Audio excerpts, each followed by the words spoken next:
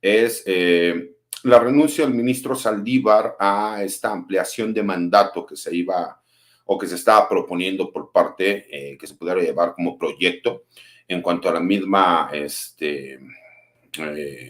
consulta o votación que se iba a llevar con los ministros de la Corte, en la cual él decide renunciar a esa ampliación de mandato, y les explicaremos un poco desde mi perspectiva el por qué se lleva así. Pero creo que un tema que es de suma trascendencia para que la gente lo pueda entender, que tengan conocimiento y sepan de qué se trata, es esta demanda que presenta el gobierno mexicano, que realmente de forma propia dicha es una acción civil que se presenta en los Estados Unidos. Y para que lo podamos entender, trataré de hacerlo como en derecho comparativo, ¿no? En México sería una demanda civil por daño moral a todas estas grandes manufactureras de armas que tienen su sede en los Estados Unidos y que de forma irresponsable y por negligencia criminal en cuanto a la venta que se tiene de estas armas de fuego de grueso calibre, que realmente fueron creadas para la guerra, la forma criminal en la que ellas terminan vendiéndole a los distribuidores y subdistribuidores este tipo de armamento,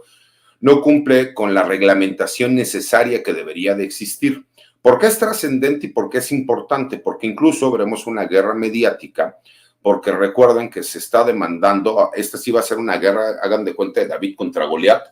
porque se estará demandando a uno de los grupos más poderosos que existen en los Estados Unidos y que a su vez Estados Unidos es tal vez el país más poderoso del mundo, no solo en materia militar y armamentista, sino también económicamente. Pero la trascendencia que va a tener esta demanda es importante no solo para México, sino para muchos países de todo lo que es nuestro querido continente americano, y que no dudemos que habrá por ahí varias asociaciones que se sumen a la demanda que está presentando el gobierno mexicano. Le explicaremos también por qué de alguna forma el gobierno mexicano es quien demanda y por qué no lo hace de acuerdo a alguna acción determinada. Porque simple y sencillamente, nada más en lo que fue el año pasado, de acuerdo a la introducción de forma ilegal que hubo de armas de los Estados Unidos hacia México, se contempla que fueron cerca de 350,000 armas que ingresaron de forma ilegal y que se tiene comprobado que con esas armas fallecieron más de 17,000 ciudadanos mexicanos. Entonces, explicaremos cómo para todos aquellos que critican y que no saben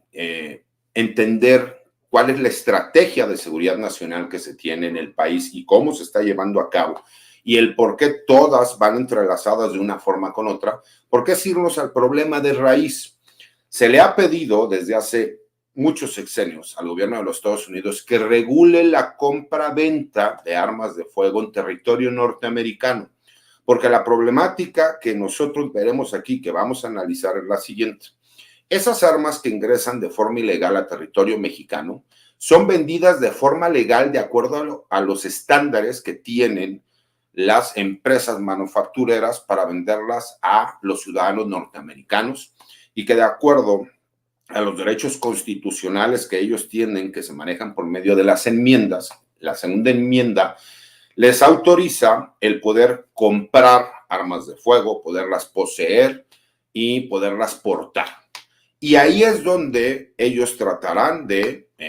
ante los medios de comunicación, tratar de defender ese derecho constitucional que tienen los ciudadanos americanos, y México tratará de explicar por medio de los 2 despachos de abogados que contrataron, que son los mejores que hay en Estados Unidos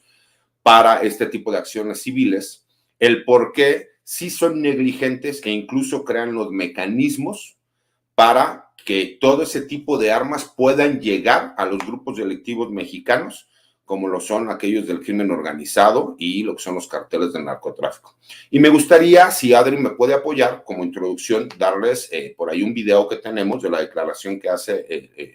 el secretario de Relaciones Exteriores, Marcelo Ebrard, para que más o menos entendamos cuál es la magnitud de la acción de carácter civil de esta demanda por daño moral que está intentando el gobierno mexicano. Por favor, Adri, si nos apoyas.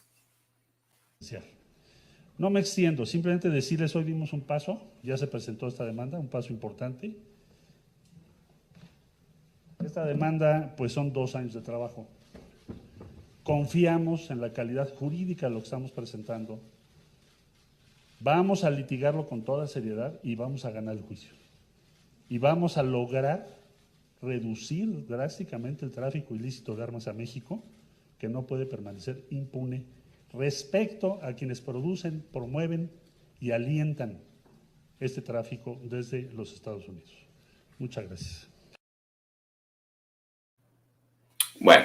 como ya pudimos escuchar, el canciller está expresando de forma clara por qué el motivo de presentar la demanda y por qué hacerlo en Estados Unidos. Porque he escuchado incluso a algunos juristas, de los cuales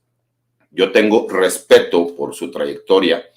más no por los comentarios que realizan, que yo siempre les he dicho, a ver, no perdamos el rumbo. Una cosa es que puedas estar de acuerdo o no con el gobierno de la Cuarta Transformación. Pero de ahí a que el criterio jurídico que tú tengas trates de manipular a las personas con tu punto de vista, pues por supuesto que estamos mal.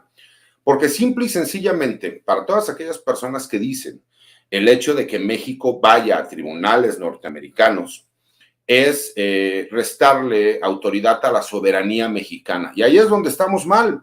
porque nosotros como gobierno mexicano podríamos tratar de imponer sanciones a estas manufactureras de armas, y la realidad es que se van a pitorrear de la risa, porque van a decir, a mí no me interesa porque mi mercado legal de armas es en los Estados Unidos. No me interesa que México me ponga sanciones para la venta de armamento en su país, cuando aparte, para que puedan en México obtener de forma legal un arma, pues tiene que ser forzosamente por medio de la Secretaría de la Defensa Nacional o por medio de estos subdistribuidores que están autorizados ante la misma Secretaría de la Defensa Nacional.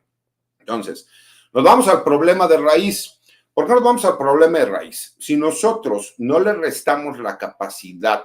de fuego armamentista que tienen los grupos criminales,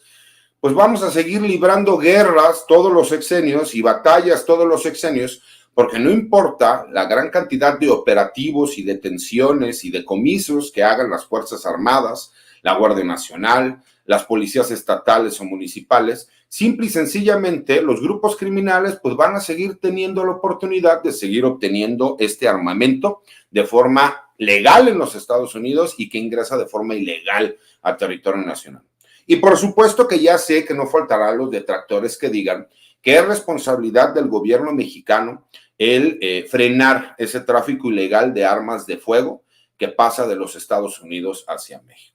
Pero si nosotros somos inteligentes, ¿no? Pues por supuesto que el irnos al problema de raíz, que es, a ver, tú eres quien vende, ¿sí me explico? Quien fabrica las armas de fuego y quien las vende de forma legal en los Estados Unidos. Perfecto. ¿Por qué terminan llegando a México de forma ilegal? Esto es muy sencillo, porque se crean los mecanismos en estas famosas ferias de los non-shops, ¿no? Porque cualquier persona que quiera ir en los Estados Unidos, y las personas que nos están viendo desde los Estados Unidos, que es muchas personas que les mando un saludo, gracias siempre por su apoyo, saben que es muchísimo más sencillo poder obtener un arma de fuego de forma legal y que se tienen que cumplir con ciertos requisitos. Bueno, ¿cuál es la problemática que el gobierno mexicano les ha podido demostrar de acuerdo a todos estos años de investigación y que diferentes gobiernos, incluso emanados de diferentes partidos políticos, se dan cuenta que es uno de los problemas raíz que tenemos y que no se habían atrevido a poder realizar una demanda de carácter civil por daño moral como la que se está intentando en este momento? Que no es una demanda fácil, que este famoso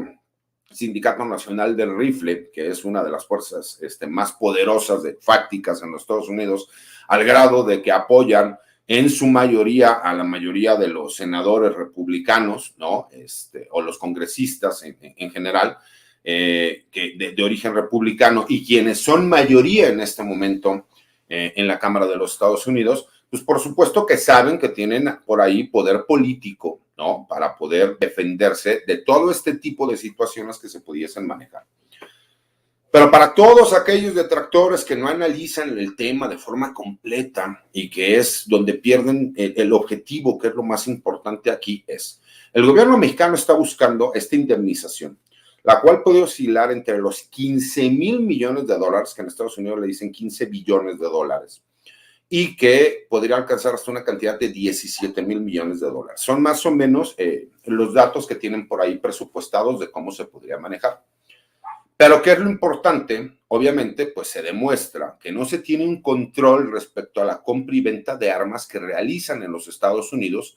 para con los subdistribuidores y distribuidores. Por eso les habla de estas famosas gun shop, donde la gente lo sabe,